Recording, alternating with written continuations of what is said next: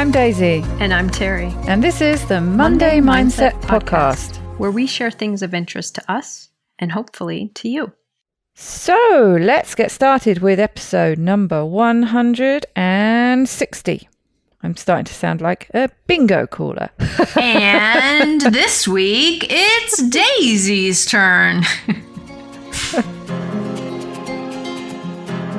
And this week, it's Daisy's turn to share something with us. Daisy, what do you have? Well, Terry, this week I have actually done my preparation.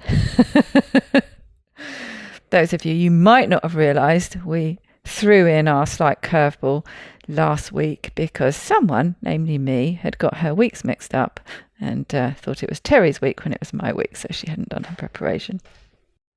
So this week I'm back with not part 2 of 2, it's part 2 of Gonna Be More. Because when I went back in to do the second part, there was just so much good information. I do think this is one of those important topics to pause on for a while. But if you remember, this is going back to the having those difficult conversations, be it about politics is what she focuses on, she being Mónica Guzmán. But any kind of difficult conversations and how easy it is to fall into the us and them. The first episode, if you remember, was called We're So Divided, We're Blinded. And she talked about her SOS, this sorting, othering, siloing. We were left at the end of that first part with the challenge to step back. This was a challenge from the host, Michael Covenant, to step back and start with the assumption that somebody who has opposing views to you arrived at that point for a good, valid, and not evil reason. And as we discussed a bit, that's often much easier said than done. So we're getting into a bit of the nitty-gritty with how we go about this. And this is the second of 5 episodes from the Next Big Idea Daily podcast. And as I mentioned, talking to Mónica Guzmán, whose book is called I Never Thought of It That Way, How to Have Fearlessly Curious Conversations in Dangerously Divided Times. And this second part is entitled We Need to Get Curious About Each Other with Each Other. Curiosity, she says, is our hunger for knowledge, and it's an extraordinary superpower. We're all capable of practicing it, but to use it, we have to overcome 2 big barriers, and those barriers are fear and certainty. So to jump into the first one, fear. It's hard, she says, to be curious about something you're afraid of. If you feel they are out to get you, how can you, and why would you, be curious and interested in finding out more about them? The more threatening we find people, and research shows we find people who disagree with us to be very threatening. So the more threatening we find people, the less likely we can approach them with curiosity. And she quoted somebody, and she didn't say who it was, but they said, don't waste your fear on anything but danger. Going back to the very real necessity and the importance of fear, you know, that fear response, we need it if we need to run away from something that's truly dangerous. But don't waste that fear response on anything but danger. There are all sorts of ways fear can manifest, and they talked a little bit about this. There's the fear that they wish you ill. They think of you as less than human, maybe. The fear of what the us will think of you if you're seen talking to the them. There's the fear of saying the wrong thing, being misunderstood. So there are all sorts of reasons why this is a really big barrier, a barrier to curiosity. And curiosity is one of the ways we can navigate through these dangerously divided times. And the other barrier is certainty. If you think you know, you'll never think to ask. When we are aware of a gap in our knowledge, that sparks our hunger to learn. And this goes back to the danger of assuming you know why people think the way they do, believe the things they do, that we talked about in the first episodes.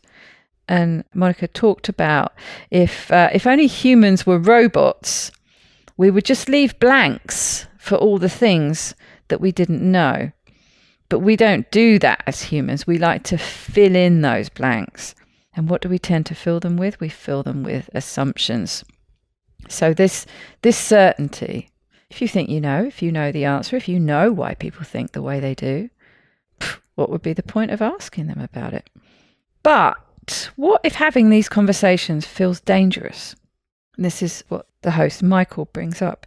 He says, what about, when we're talking about topics like racial injustice and trans rights, for example, where people might feel that engaging in these conversations is way more than uncomfortable. It's downright dangerous. They feel like they're putting themselves in danger to be having conversations with the them to their us. And she says, yeah, absolutely. This is not some kind of universal prescription. I'm not expecting you all to go out and have these difficult conversations right now, especially if it's going to put you in danger. Because some of these kind of conversations, it's not just a disagreement, it's about who you are. So if you, the person who disagrees with me, don't stand for the rights of people like me, the rights of who I am, then it's a rejection of me as a person and me and my safety, and not just my argument and my belief. She goes on to give this great example of a guy called Daryl Davis, who is a black blues musician. And he was apparently playing a gig at a bar, and he overheard a table of old white guys saying some pretty racist stuff. Now, he could have just left, or he could have got mad and left. Perfectly natural reactions, and nobody, except maybe the table of racist old white guys, would have blamed him for that. But he chose instead to sit down with them and talk to them. And fast forward, she says, and he now has a collection of 200 or so Ku Klux Klan robes from Ku Klux Klan members who have given him their robes because they came to realize through these conversations with him that their beliefs were absurd.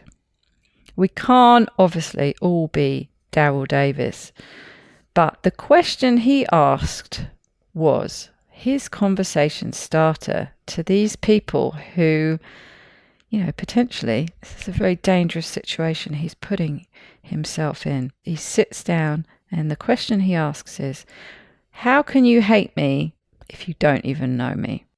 And he sat and he listened to them and he got to know them. And as a result, of course, they got to know him. After that, of course, they then had to stack that against their assumptions they'd previously held about black people. And it all started to fall apart. I thought that was a fantastic story. And, how brave. What a brave guy. But obviously that was a potentially very dangerous situation he was putting himself in. And not everyone feels they can do that.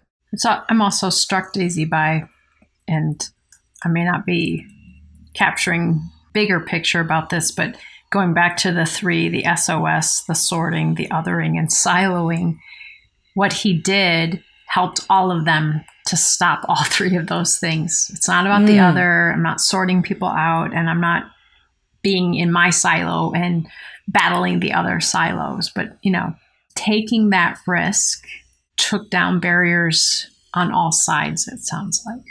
Yeah, you've suddenly taken all those barriers down and you're just a group of guys around a table having a conversation. So she goes on, and I'm sort of jumping between two sources here. I found that she done, and I have mentioned before, the newsletters and the book bites where the authors come in and they put 5 of the 5 key points from their book, and they write an article about it. And I think there's also an audio version. And then it seems like the podcast builds out from these kind of little written essays, and they pull out, she actually reads part of these key points at the beginning of each episode, and then they go on to discuss it.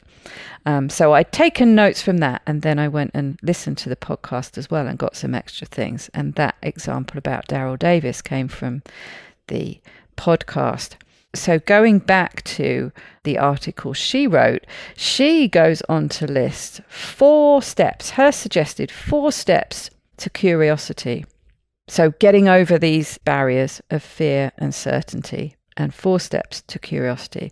Number 1 is to find the gap between what we know and what we want to know. When we're aware that there is a gap in our knowledge, this is what sparks our hunger to learn, our curiosity. Number 2, gather knowledge. For example, putting yourself in an unfamiliar place so that you can see those new gaps opening up. So you've got that first one, being aware that there are gaps, being more of a robot, not filling them in with assumptions. And then the second one, putting yourself more and more in some unfamiliar places, or reading some unfamiliar articles, talking to some of them, those other people, putting yourself in these unfamiliar places so that you can see all these gaps starting to open up, get this curiosity sparking. Number 3, embrace complexity. It's easy to feel confused by how many perspectives there are to understand. But if we can reframe confusion as complexity, all we then need to do is ask more questions. So something's complicated, we can get through that by asking questions. Confusing, you want to shut down a bit more. Number 4, reject easy answers. When we're stressed, we want closure. We want to manufacture certainty to convince ourselves that everything's going to be okay. But the problem with this is it prevents us from seeing and embracing complexity and asking those all-important questions. So if you're stressed, you tend to want to shut that conversation down. It's the easiest and the safest thing to do. Sometimes, of course, it's necessary, but they leave us with this sort of end tip, suggestion. They were talking about these examples like Daryl Davis and some of these situations that are potentially dangerous. That they exist, obviously, but most people that you disagree with, you probably can talk to. It just takes some courage and curiosity. And just to remember that they didn't choose their opinions any more than you did. Their beliefs came out of their life experiences. So just throwing one of these memes at them isn't going to suddenly change their mind.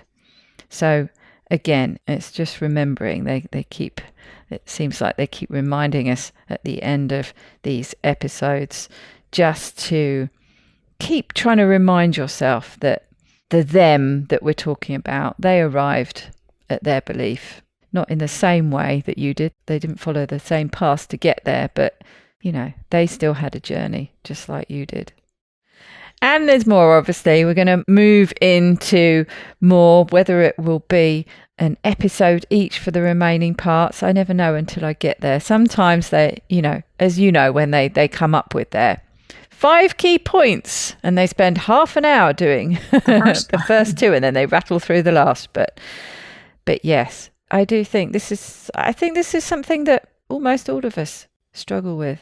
And particularly, I think, in the last few years, been lots of triggering words and topics that I've certainly handled more and more by SOSing. Mm-hmm. So these are the kind of things that I need to reflect on a lot and work on.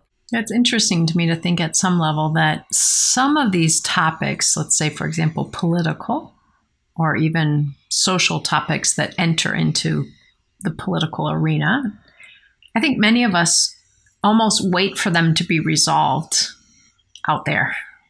Well, they're going to fix this versus recognizing what role can I play in helping this.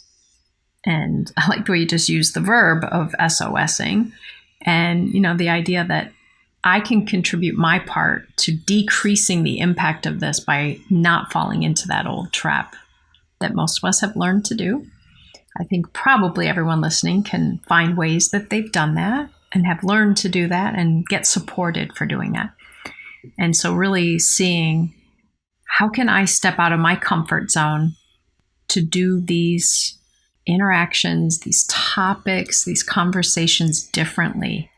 And I really like the focus in this episode, Daisy, first on the fear, because in general, our brain doesn't want to do things that triggers fear. Unless you're like one of those people who loves ultimate sports or something where you love the rush. Yeah, thrive on it. But most people don't love the rush of interpersonal challenge, interpersonal angst. And many of these topics, I think, bring that up. And it's a fear. I know I have struggled much of my life with having hard conversations. I can talk about how people should have difficult conversations, but actually having them, there's a lot of fear in me, even around topics that aren't so complex like these. Just sharing how I feel about something or confronting someone on something is really challenging for me. And I definitely think the certainty piece is huge, because when I feel comfortable addressing something, it's because I'm going in with certainty. Assuming I am right, there's no debate here, I don't need to take in any more information. And so I like the idea of kind of seeing where the gaps are and being curious. And then the last part, the last big piece that you talked about that stood out to me, that last piece around embracing complexity, I think for many of us, myself included, that's kind of challenging. I always want things simplified. Stupid example, but when people came to me many years ago and said, oh my gosh, you need to see the movie Mulholland Drive. It is so amazing. I'm like, great. I went to see it. I did not understand it from the beginning to the end. I didn't know what was happening. I didn't understand it. I still don't know what it was even about. All I know is there's a road in LA called Mulholland Drive. Like, it's so confusing to me. I don't really love complexity on that level. I want to understand. I want to know. I want it to be clear. And so this idea that learning to accept that these things are complex versus I want to run away from this confusion, which is what I think I have often done. I want to start to clarify the complexity. I want to start understanding pieces of it until I understand the bigger pieces. And I just think that's such a healthy way to reframe that. This is complex. And it's going to take time and effort to understand more. I can't shut down because it's confusing. I have to face the complexity and embrace it. I don't know that I would say excited by it, but recognize the value of the various pieces of this that make it so complex. And if I ignore those pieces, I'm going to miss the bigger picture. I'm not going to get the core issues. So I really liked that you highlighted that piece. Yeah, I think it's something I've become more and more aware of. I do think that's a key component, like you just said, complexity. I think especially around these difficult and controversial topics, what I've come to realize, actually, if you think something is quite simple and clear cut, that should be a warning sign that you've messed up. That those barriers have been up. Most likely the certainty that you've been more human than robot and you've filled all those gaps in with assumptions, and you're pretty certain. Because if you are certain, Yeah, I do think that's a bit of a warning sign. And we've gone back and forth with some of these topics and some of the conversations we've had about, things like trans rights, for example.